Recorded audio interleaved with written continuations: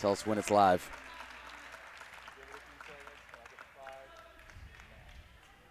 And we are back. Having some continued technical difficulties today, but should be good from here forward. Yeah, we're just finishing up 126 pounds. Lovett, since we were last streaming, has won 2 matches in a row, one by technical fall, one by fall. Current team score, we're taking another forfeit here, so the current team score is 44-3. So far, a very dominating match by the Lions. Yeah, quite a bit different than the way this looked the last time we wrestled Pace. We're moving up to 138 pounds here, where Dylan Hirokua is taking on defending state champion Parker Coy from Lovett. Parker. Nice job with that last name. I think I would have just skipped it. If you're out there and I mispronounce your name, please reach out to me. Rocky.Kaufman@gmail.com. I will be sure to delete all of those messages. So Parker Coy here, defending state champ for us. Parker currently ranked number 1 at 138 pounds in the state. However, he has moved down to 132 for the state series, so you'll see him at that weight class. Although Coach Maldonado moves his wrestlers around quite a bit, and he's got him wrestling 138 today to fit all his pieces into the lineup. Yeah, we have really more depth right now than seen in a lot of years at Lovett. The ability to move some guys around. Just as an example, we've got Jake Kennedy, who's a kid who can be maybe even a state title contender, who's not even in the lineup today. Right. The Lovett team is finally starting to get healthy this season, and they're starting to look like that number 1 ranked team that right now that the coaches poll has them as. Parker looking for back points here with the leg in. If you listen to some of the live broadcasts, or the live broadcast from earlier in the season, one of the things that we talked about is that we do legitimately believe this is a team that has a very good chance of winning a state title if we could get the pieces in place, if we could get guys healthy. And right now, we look like we pretty much are. I mean, again, we got guys who are just, literally back for the first time today, but they're back. And right now, I think we've got a lineup that can win a state title. Well, Coy secures the fall to bring the team up to 50-3. By the way, the 3/4 Nelson that was used earlier, a.k.a. the Rocco, that was kind of the more traditional way that you see it utilized right there versus how Christian Bell utilized it earlier. So coming into 145 pounds, this is the match I had circled, Rocky. We've got Why is that? The number 2 ranked 145 in the state from Pace Academy. Is that right? A senior, Sam Howe, wrestling the number 4 ranked from Lovett, Nick Moffitt. Sam Howe. I wonder if he is related to the same Howe family that had some Westminster wrestlers who were, I think, a couple state champs, actually.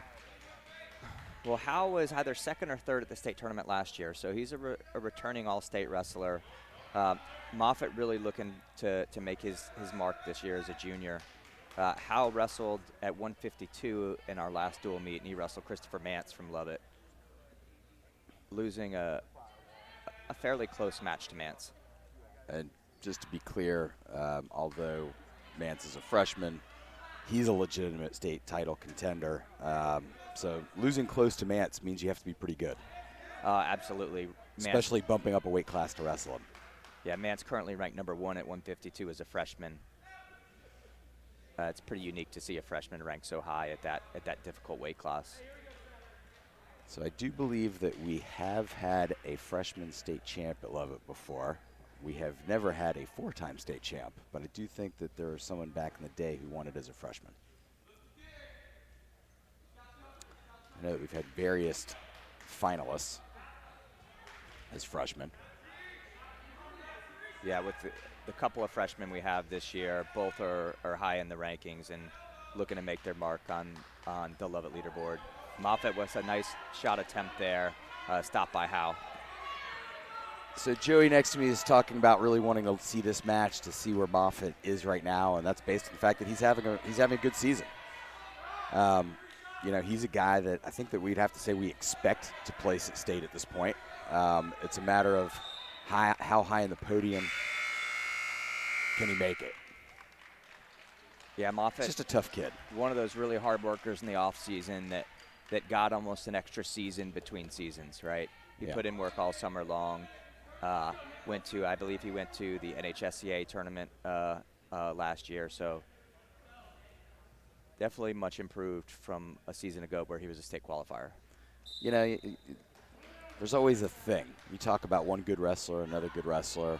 You know, some of them just slick technicians. Some of them, you know, brute force. With Moffitt, I mean, he's to me a grinder. He's just a guy who's going to go in there, not complain, work hard every day. And in his matches, you see him grind it out too. I mean, he's the kind of guy in a third period with 1 point. You know, he's going to fight to the bitter end on that.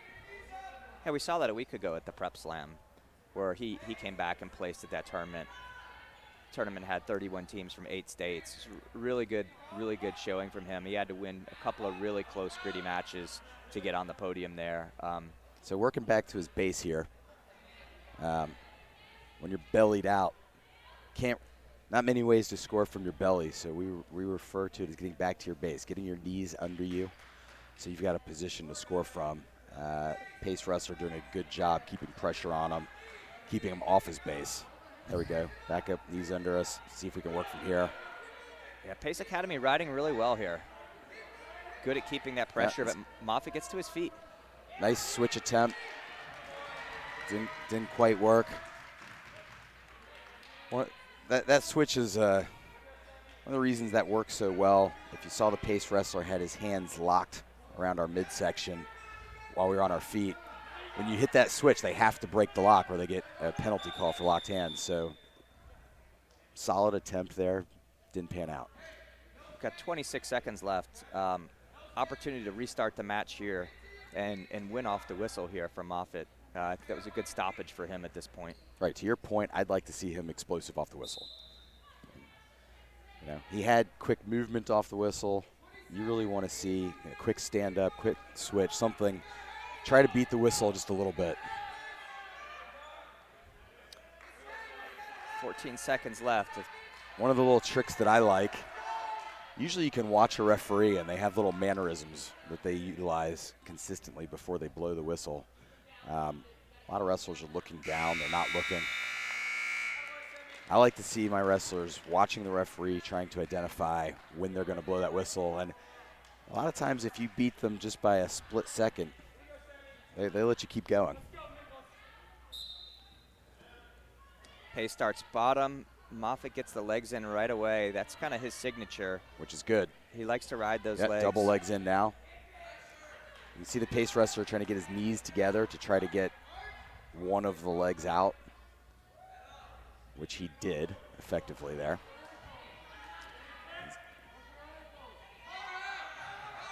Pretty common game of cat and mouse. You got a leg rider. Moffitt gets high with the legs, and the Pace wrestler takes advantage and gets a reversal. Kind of a common sequence there. He did a good job getting out of the double legs, shifting it to one, then getting the one leg out, and then he came up to his base. And you kind of know with a leg rider, they're going to try to throw that leg in again. And the Pace wrestler knew it and caught it on the way in. And that's how we wound up leading to a reversal.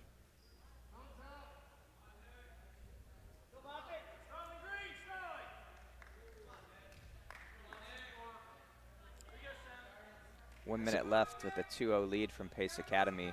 Really need to see something from Love It on bottom here. Yeah, so called the Pace wrestler for stalling there, which you get a fresh start. The reason is he was sort of riding his hips, just staying in one position.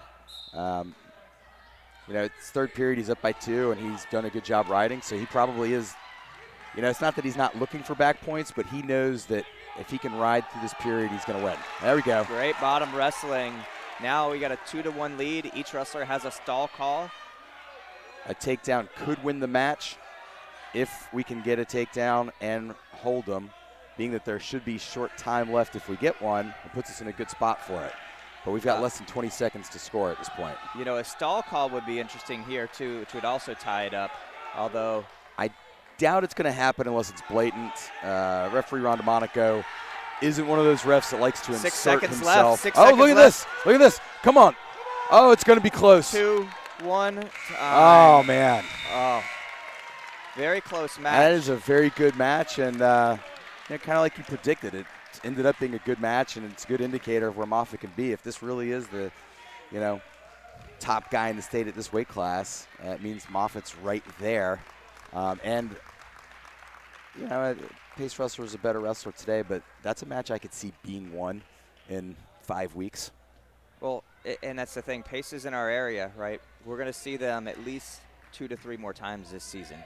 So that's a big advantage for the underdog, Moffitt, who is going to get opportunities Absolutely. to wrestle him multiple times. It's hard to beat someone multiple times in a season like that when you're close. So the freshman phenom we were talking about, Chris Mance, now wrestling. I would expect that this is going to be probably a fall, certainly bonus points. Team score is now 5-0 to 6 in the favor of Lovett. One of the things I really like about Chris Mance wrestling, a lot of times you see these freshmen who are well above the curve coming out of Georgia, and they've wrestled a lot of freestyle to get there. And as a result, they're great on their feet. They really don't work as much on the mat. And it's why Georgia wrestlers at the college level really struggle, because you get into the top Looking at states that out fall there. right there. As you talked about, the top wrestling here is a difference. Yeah, so Chris Mance is not one of those guys that came out, just taking people down and letting them up and scoring on his feet. He will wrestle on the mat, top and bottom. He's tough.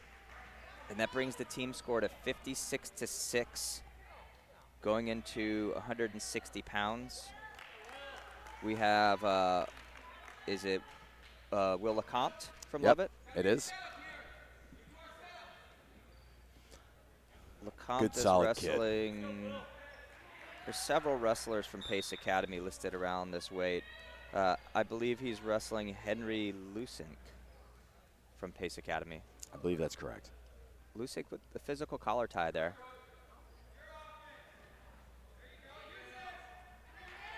There you go. Classic underhooks to bear hug that have become a Lovett staple in the Maldonado era. That is definitely something we see a lot from Maldonado-trained wrestlers, is that underhook series.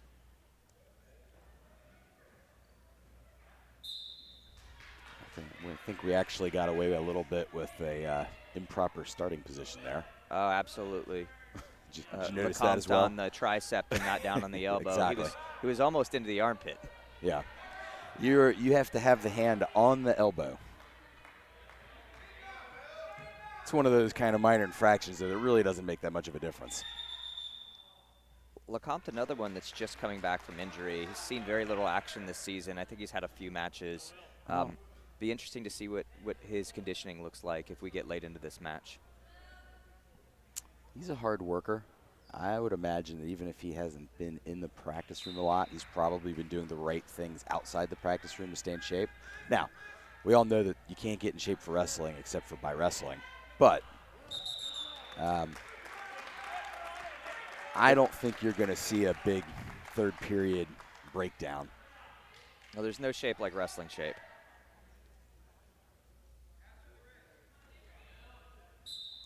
Back to that tricep again. He likes it up there. Yeah, it's the third time. Yeah. You're not going to get called for it. You may as well just keep doing it, right? So we need to use that to get him back to the mat. Yep, or we got a stall call against us. Yeah, holding on to that leg. If you start in the top position, so you have control, and your opponent gets up to their feet, you are very likely to get a stall call if you don't get them back to the mat. It used to be kind of an automatic 5-second rule. They've changed that. They've given the referee more latitude if the top wrestler's working really hard. But you're not going to be able to have them on their feet for too long, but get away with it. Oof, oof. Out of bounds. Wow, that was a close one. Yeah, we got a little fortunate there. I mean, all hands and feet were out of bounds, so it's an accurate call. But I'm a little bit nervous if that happened in bounds there. It's always good when that kind of thing happens out of bounds, because then your wrestler sees that it can happen. Probably won't let it happen twice. Nothing lost from it. Comped on that leg. Pace Academy wrestler trying to get behind there. Had the leg hooked there. What did we just call here? Some refs would have called that a takedown with the leg hooked. I don't think so. You have to have 3 points of control. He had 2. Needed to have that hand on the far ankle or something else controlling the opponent.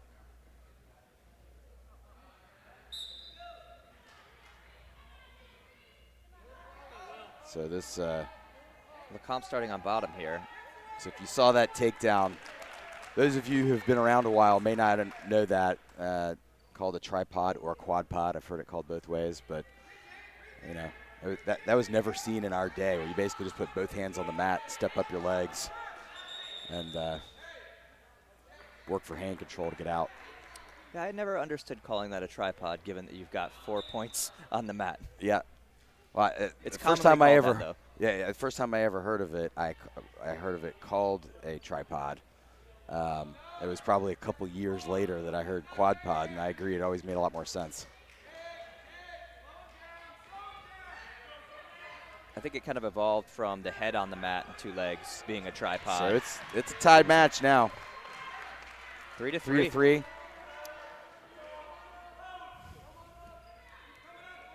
So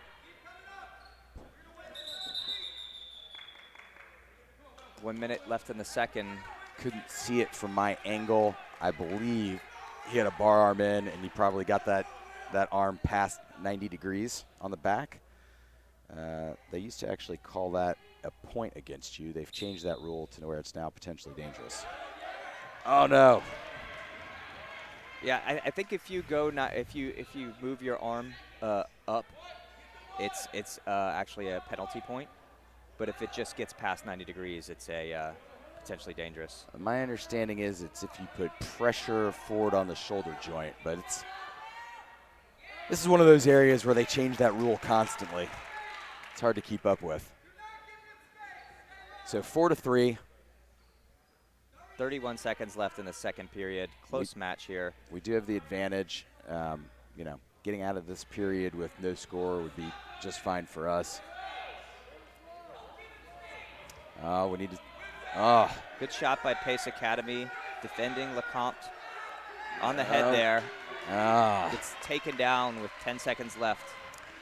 I am starting to wonder if your earlier concern is part of what we're seeing here. It does seem like he's starting to breathe hard and lose a little energy. Fitness might be the thing that determines this match. Coming off an injury, it's really hard to be in top shape for a tough match like this right out of the gate. We've got 2 minutes left. We're going to get a good indicator here. Pace Academy back to that quad pod we were talking about. So from my standpoint, there we go. Use it. There we go. Should be a tie match now, 6-6. So from my standpoint, you got to cut him, because the chances are we're not going to ride him for the minute 40 that's left.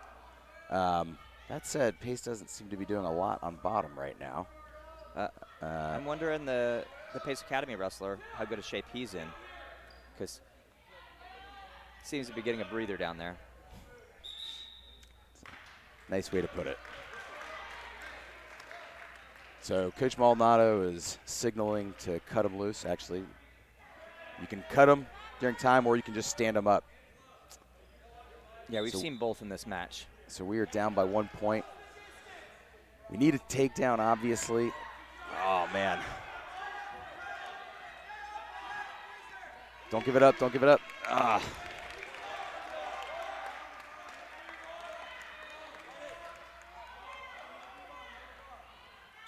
So we've seen him get out from on bottom. There's a minute left. We are down by 3. I do think we're still in this match, but certainly The clock is ticking awfully fast at this point. But an escape and a takedown gets us back to tied, and that is absolutely plausible. We saw it earlier with that takedown on the bear hug, so we could get something similar, maybe even with some back points. You know, if I'm the bottom guy, I specifically don't want a reversal. You're still losing if you get a 2-point reversal. You've got to get an escape, get to your feet. Pace Academy working that bar arm really tough there. Yep. Does look like we're gassing a little bit down there. Tell you what, Pace has been the better Pace kids have proven that they ride pretty tough.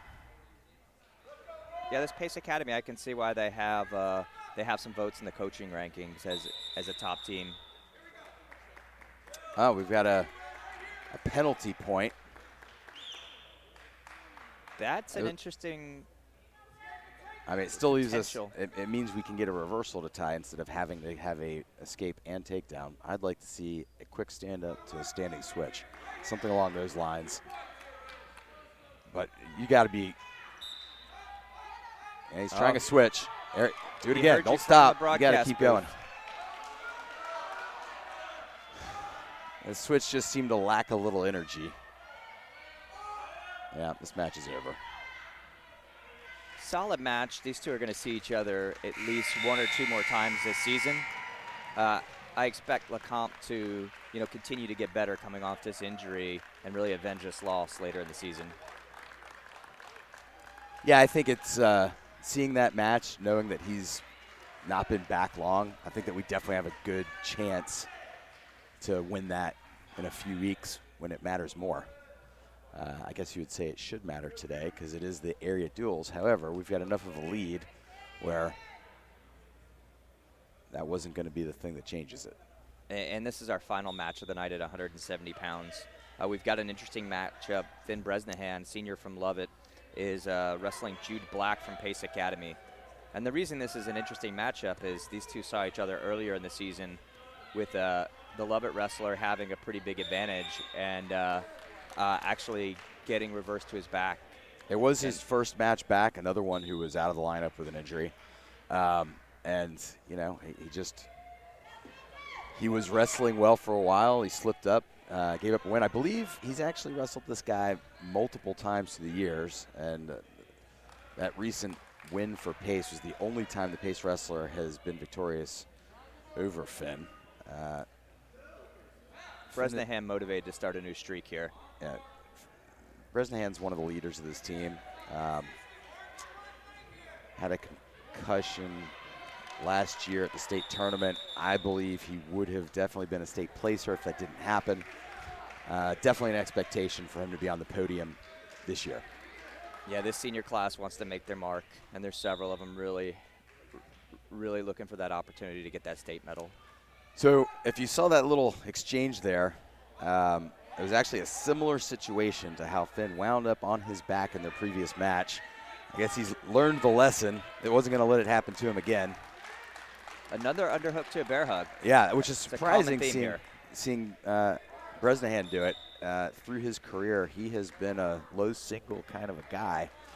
But for certain reasons, to avoid injury and headbutts and things, he's been tying up, going up top with people, and he has quickly changed up his style to be able to do that. So, I mean, he's a threat up top and down low. He has a nasty low single, which we have not seen yet. Finn up 4-1 right now with 30 seconds left. The Lovett team cruising to a victory here, winning 56-9 right now over Pace Academy. Rocky, I can't help but look at that banner up there right now. You've been coaching at Lovett a long time, and the last time this Lovett squad has won a state title is 2003. Were you a part of that team as a coach? I was coaching that team, and that was not only a state championship year, it was an undefeated season. We won every dual match, and I believe we won every tournament we were in. So it was a very fun year to be a coach. And it has been a while, but as we've said, I think that we have a very good chance of adding a new banner to the state champions. I know this team is focused. I've seen their Nice switch. mantra, win state. They talk about it in practice. They expect high things from themselves, right? I mean, they're on a mission. They know that they've got a chance to win a state title, and I think everybody's doing their part. That's all you can really ask. Bresnahan with the reversal, and now a turn, breaking this match wide open. He gets his back points here to go up. Looks like once this move is finished, he will go up 10-1.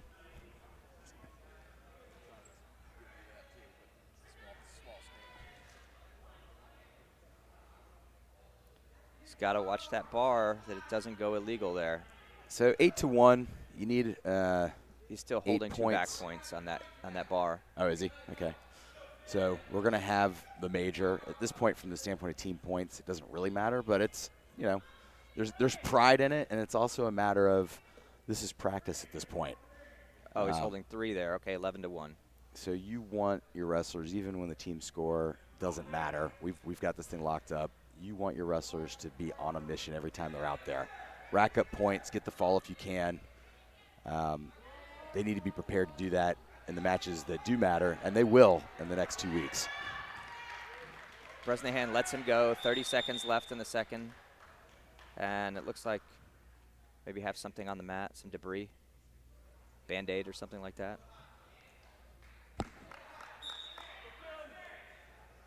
Finn with that in and out style that Rocky mentioned earlier. He likes that low single off of that.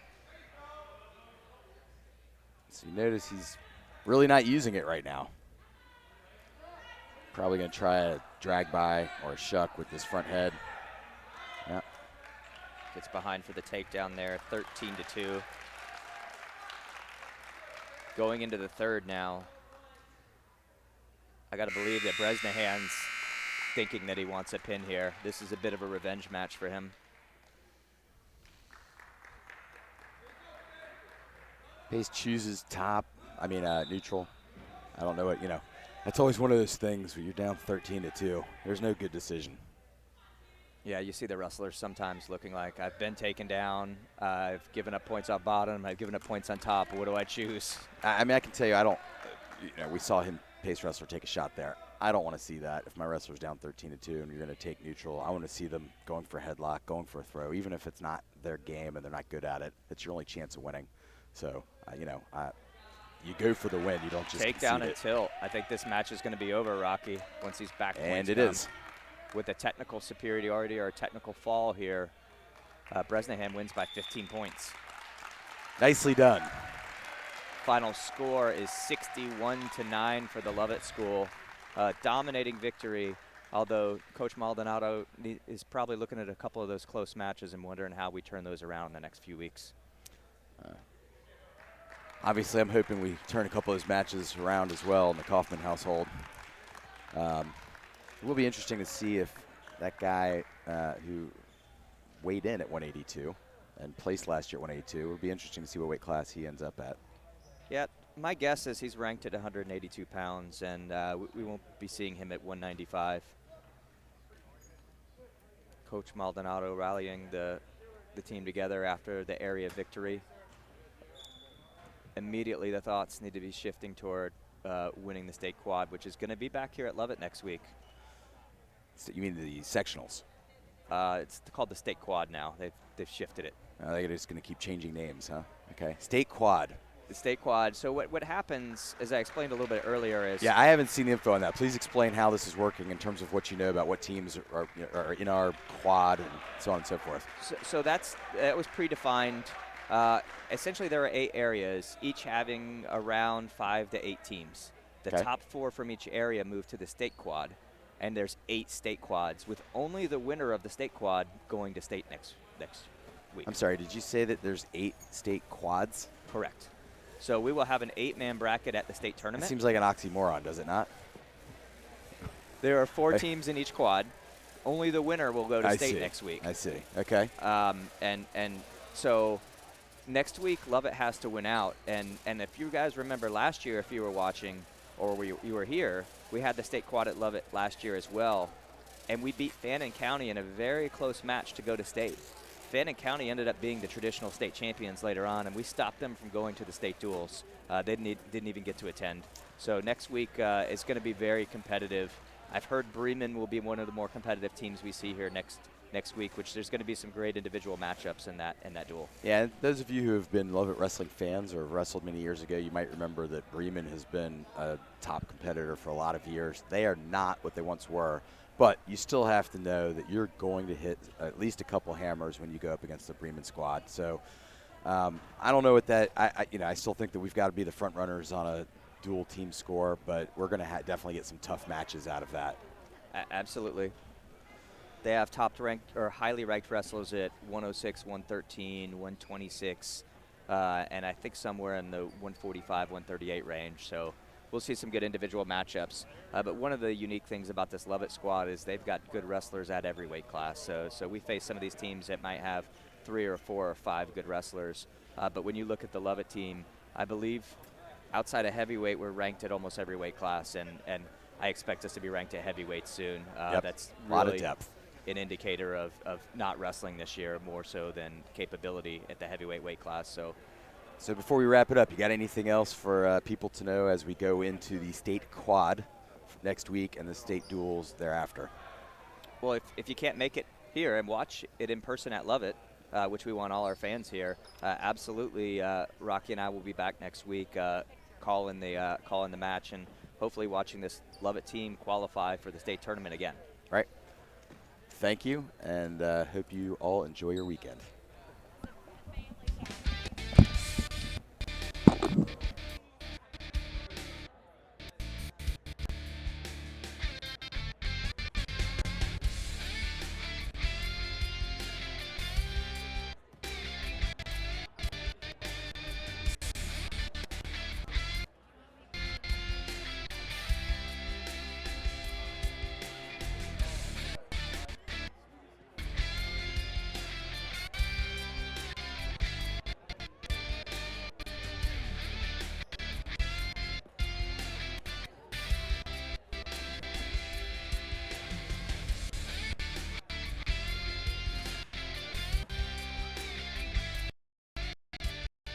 Online sports coverage of Lovett Athletics is brought to you by the Beery Cummings Group of Dorsey Alston Realtors.